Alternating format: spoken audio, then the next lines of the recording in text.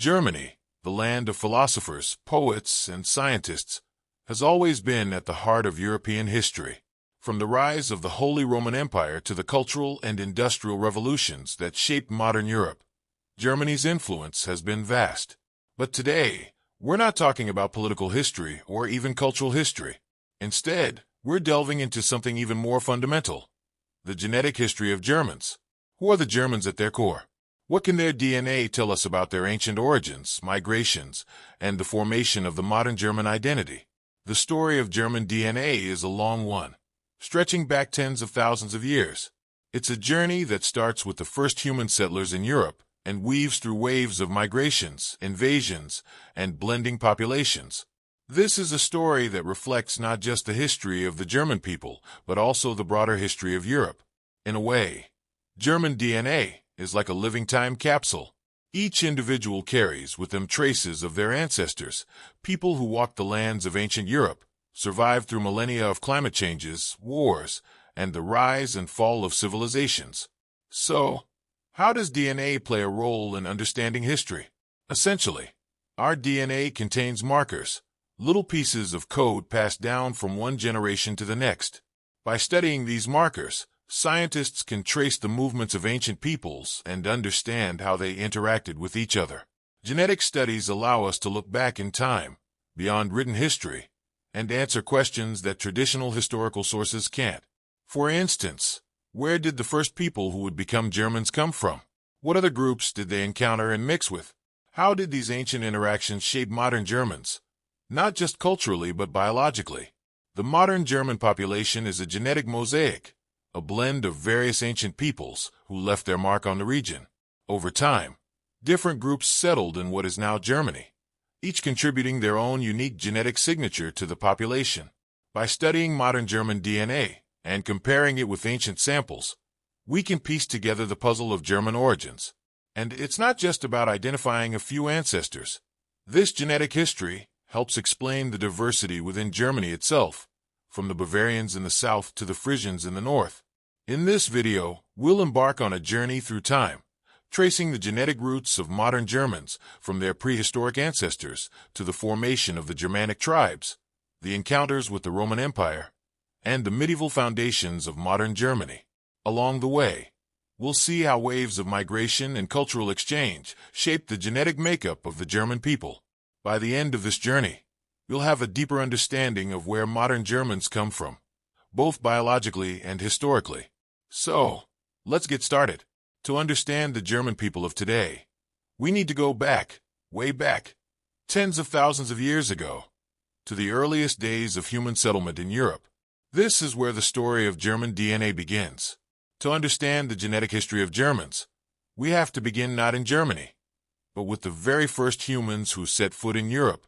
Imagine a time long before civilization as we know it, around 40,000 years ago. Europe was a cold, untamed land dominated by ice sheets and vast wilderness. Into this landscape came a group of humans, the Western hunter-gatherers. These were the first people to arrive in Europe, making their way across the continent after leaving Africa tens of thousands of years earlier. And believe it or not, their genetic legacy lives on in modern Germans. These early hunter-gatherers spread across Europe, hunting game and gathering plants to survive. They left no written records, but their DNA tells a story of resilience and adaptation. Their genes formed the earliest layer of European ancestry, and although their population was small, their genetic contribution is still found in modern European populations, including the Germans. Western hunter-gatherers are the ancestors of the first people to live in what we now call Germany. They made their homes in caves, along rivers, and in forests, hunting deer and wild boar with simple tools made from stone.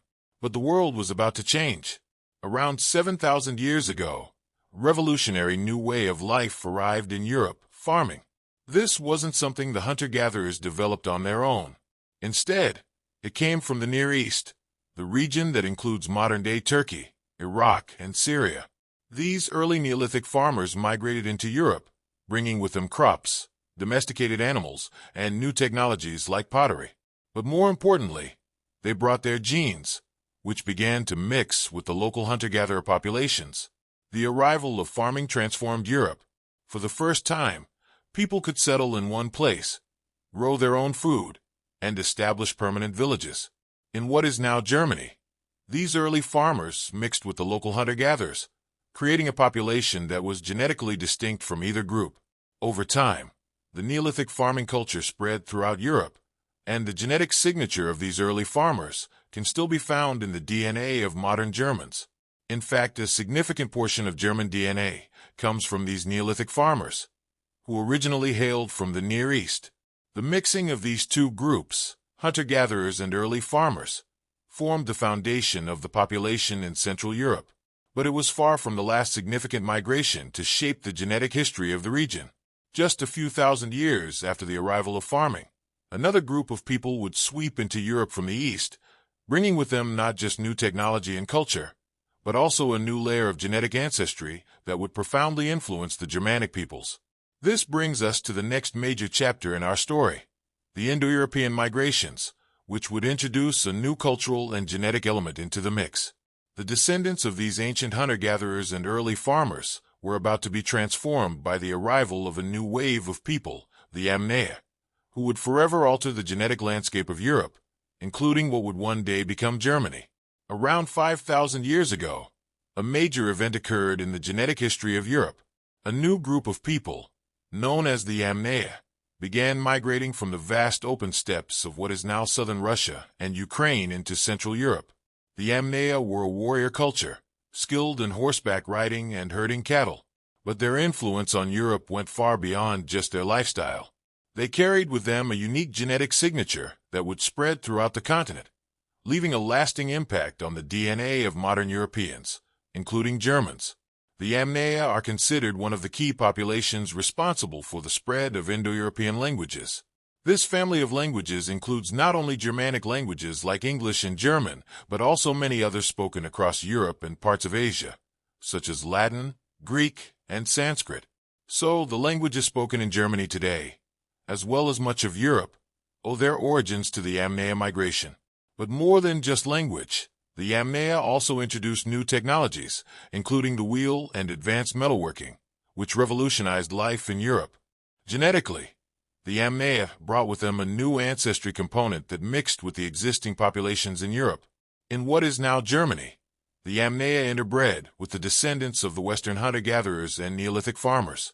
This mixing created a new genetic landscape in Central Europe, and modern Germans carry a significant portion of Millennia DNA, up to 50% in some studies. This makes the Millennia one of the most important ancestral groups in the genetic history of Germans, alongside the earlier hunter-gatherers and farmers. The impact of the Millennia migration didn't stop at genetics. Culturally, they introduced a new way of life based on pastoralism, which involved herding cattle and horses across large distances. This lifestyle was well suited to the wide-open plains of Europe, and it allowed the Millennia and their descendants to spread rapidly across the continent. The Millennia also brought with them a warrior culture that valued strength and mobility, traits that would be passed down to the Germanic tribes that would later emerge in northern Europe. As the Millennia integrated with the local populations, they didn't just blend in, they created a new cultural and genetic identity. This period of mixing and migration laid the foundation for the rise of the Proto-Germanic people, the ancestors of the Germanic tribes that would later dominate northern and central Europe. By the time we reach the Bronze Age, around 1200 BCE, the population in what is now Germany had been shaped by three major ancestral groups: the Western hunter-gatherers, the Near Eastern farmers, and the Millennia steppe herders.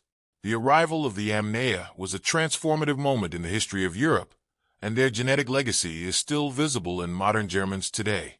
This period set the stage for the emergence of the Germanic tribes, which would play a crucial role in shaping the history of Europe in the centuries to come. As we move forward in time, we'll see how these early Germanic people began to form distinct identities, laying the groundwork for what would eventually become the modern nations of Europe. By around 500 BCE, the foundation of what would eventually become modern Germany was laid by the emergence of Germanic tribes. These tribes weren't a single unified group. Rather, they were clusters of closely related peoples scattered across northern and central Europe. But where did they come from? And how did they form? As we saw in the last section, Their genetic roots can be traced to a mix of Western hunter-gatherers, Neolithic farmers, and the Millennia. This unique combination of genetics created the population from which the Germanic peoples would arise. The word Germanic itself refers to a family of related languages and cultural traits shared by these tribes. These early Germanic tribes weren't building cities like the Romans to the south, but they had developed a rich, dynamic culture, characterized by strong warrior traditions, deep tribal loyalties, and complex social structures. While much of what we know about them comes from Roman writings, especially from historians like Tacitus, genetic studies have confirmed that these tribes were indeed distinct from their Celtic, Roman, and Slavic neighbors. They had their own languages, religious beliefs, and ways of life. These Germanic tribes were spread across a large area. In what is now Germany, you had tribes like the Suebi, Saxons, Franks, Alemanni, and Cherusci, among others. To the north, in present-day Scandinavia, lived other Germanic groups like the Danes and Swedes. Though they all shared common linguistic and cultural traits, they were far from united. Each tribe had its own territory, customs, and leadership. What united them was their common ancestry and certain shared traditions, like their reverence for warrior heroes and their mythological belief systems, which would later influence Norse mythology. Interestingly, genetic studies have shown that while these tribes had a common origin, they also began to diverge over time. For example, northern Germanic tribes like the Saxons had genetic ties to their Scandinavian neighbors, while southern tribes like the Alemanni and Franks showed more genetic overlap with the populations of Central Europe, including Celts and early Slavs. This regional variation is still detectable today in the genetic differences between northern and southern Germans. However, the overall genetic composition remained strongly influenced by the Yamnaya steppe heritage, which provided the Indo-European roots of their languages and some of their cultural practices. These Germanic tribes were not completely isolated. They engaged in trade and conflict with neighboring peoples, especially the Celts to the west and the Slavs to the east. It was through these interactions that they gained access to new technologies, like metalworking, and adapted to changing political dynamics. As their societies became more complex, some of these tribes began to form alliances and confederations, laying the groundwork for the medieval kingdoms that would emerge centuries later. The Germanic tribes were not just farmers or herders. They were also seafarers and traders. Some of these tribes, particularly those in the north, took to the seas, exploring and raiding distant lands. This adventurous spirit would later fuel the Viking Age, though that's a different chapter in the broader history of the Germanic peoples.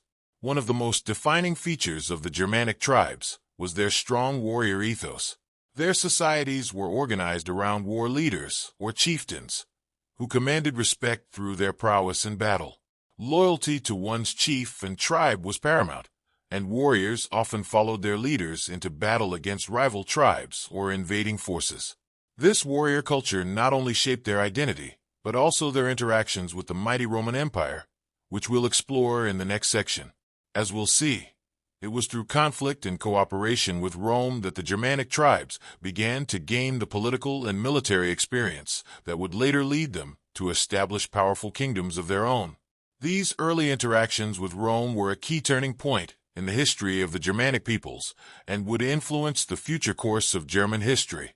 By the 1st century BCE, the Germanic tribes found themselves on a collision course with one of the most powerful empires the world had ever seen, Rome. This clash between the Germanic peoples and the Romans would profoundly shape the history, culture, and even the genetic makeup of the region we now call Germany. It was a time of both conflict and cultural exchange, a period when the Germanic tribes were exposed to Roman technology, organization, and ideas, while Rome saw firsthand the fierce independence and warrior culture of the tribes north of their borders. The first major contact between the Germanic tribes and Rome came during the campaigns of Julius Caesar in Gaul, modern France.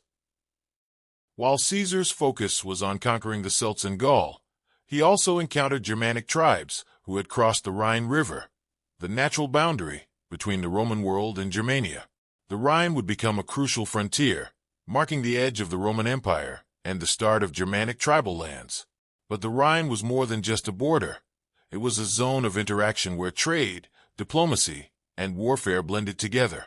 Perhaps the most famous clash between the Roman Empire and the Germanic tribes occurred in the year 9 CE, in the Battle of the Teutoburg Forest. In this monumental battle, a confederation of Germanic tribes, led by the chieftain Arminius, known as Hermann in German history, ambushed and destroyed 3 Roman legions under the command of Publius Quinctilius Varus. This defeat shocked Rome and led to the withdrawal of Roman forces east of the Rhine. It was a critical moment that demonstrated the resilience and military capabilities of the Germanic tribes and ensured that much of what is now Germany would remain outside direct Roman control. Though Rome would never fully conquer Germania, the influence of the Roman Empire on the Germanic tribes was profound. The Roman military, economic, and cultural presence along the Rhine and the Danube rivers created a zone of constant interaction. Germanic leaders were often invited to serve as mercenaries in the Roman army, where they gained experience in Roman tactics, discipline, and organization. Many Germanic warriors who fought for Rome would later use these skills to lead their own people against the empire. This exchange of military knowledge was crucial in shaping the future success of the Germanic kingdoms that would rise after the fall of Rome.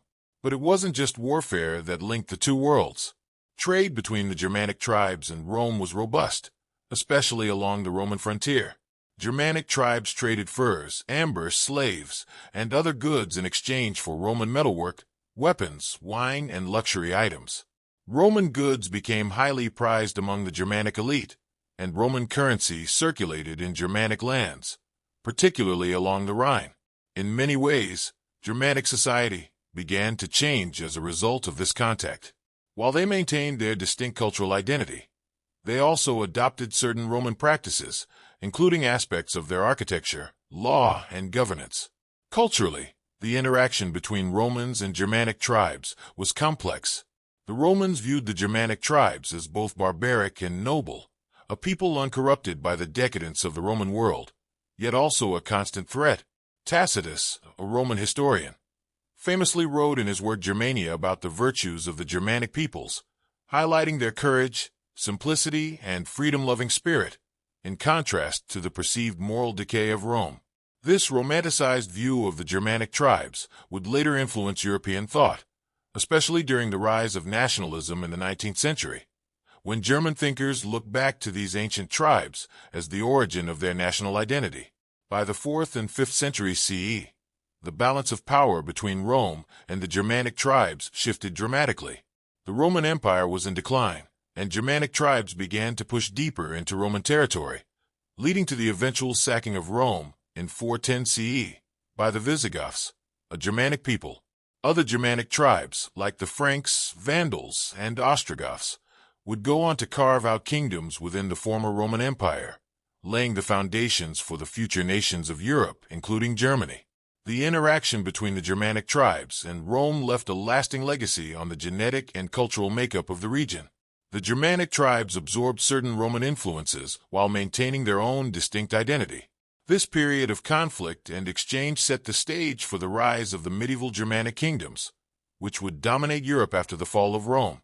The fall of the Western Roman Empire in the late 5th century CE marked a significant turning point in European history, leading to the rise of several medieval kingdoms, including those formed by the Germanic tribes. As the power of Rome waned, the Germanic peoples began to consolidate their control over former Roman territories, creating a patchwork of kingdoms that would eventually lay the groundwork for modern Germany. Among the most prominent of these emerging kingdoms were the Franks, Saxons, and Alemanni. The Franks, under leaders like Clovis I, united various tribes and expanded their territory, eventually forming what would become modern France and parts of Germany. This kingdom not only established a powerful military presence, but also embraced Christianity, which furthered its influence and helped to solidify alliances with the Roman Catholic Church. The Saxons, another influential group, inhabited what is now northwestern Germany. Their fierce resistance against external pressures, particularly from the expanding Frankish Empire under Charlemagne in the late 8th century, showcased their resilience and warrior culture. The Saxon Wars, waged by Charlemagne, were pivotal in subduing the Saxons and integrating them into the Frankish realm.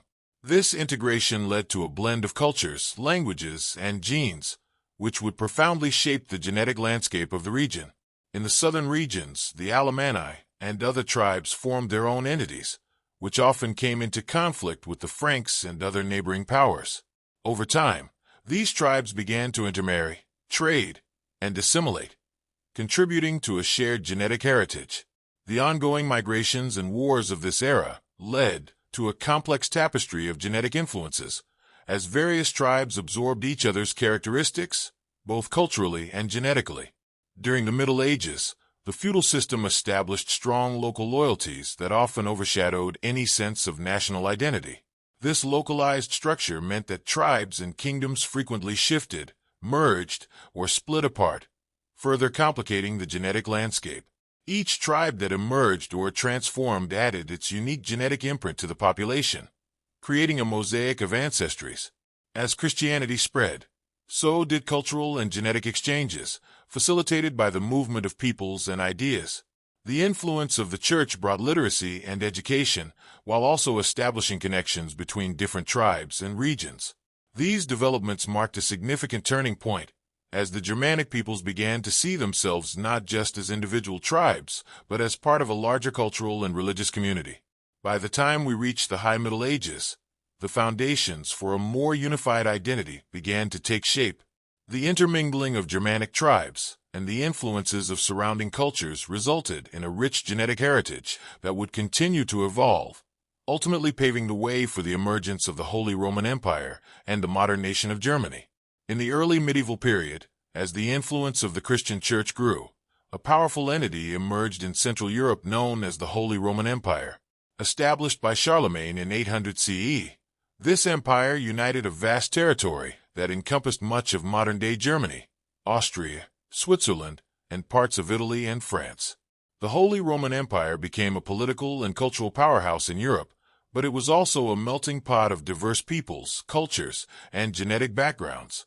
At its core, the Holy Roman Empire was a collection of semi-independent kingdoms, principalities, and duchies, each with its own rulers and traditions. This patchwork of territories reflected the complex history of the Germanic tribes and their interactions with Slavic, Roman, and other European populations. The result was a rich tapestry of genetic diversity, as marriages between noble families often included alliances across regions, further mixing the bloodlines of the various groups within the empire. The rise of the Holy Roman Empire also coincided with significant social and political changes. The concept of a unified Christian state began to take hold, leading to the consolidation of power among various Germanic rulers. This centralization allowed for the establishment of trade routes, legal systems, and cultural exchanges that transcended local identities. As people moved across the empire for trade, war, and pilgrimage, the intermingling of different cultures and peoples accelerated, enriching the genetic pool. The empire faced numerous challenges, including conflicts with the Slavs to the east and the Magyars to the southeast. These interactions often led to further mixing of genetic material, as populations merged or assimilated in response to external pressures. Notably, the migration of Slavic peoples into areas of Central Europe contributed to the diverse genetic makeup of the region, particularly in eastern Germany. Religious and cultural influences also played a significant role in shaping the genetic history of the Holy Roman Empire. The spread of Christianity led to the establishment of monasteries and schools, which became centers of learning and culture. These institutions facilitated the exchange of ideas and practices, promoting literacy and education. As people from different backgrounds interacted within these religious contexts, further genetic mixing occurred. The Holy Roman Empire laid the groundwork for a sense of shared identity among its diverse populations. While local loyalties remained strong, the notion of being part of a larger entity began to emerge. This evolving identity would continue to shape the future of Germany, particularly as the empire faced internal divisions and external threats that would ultimately lead to its decline.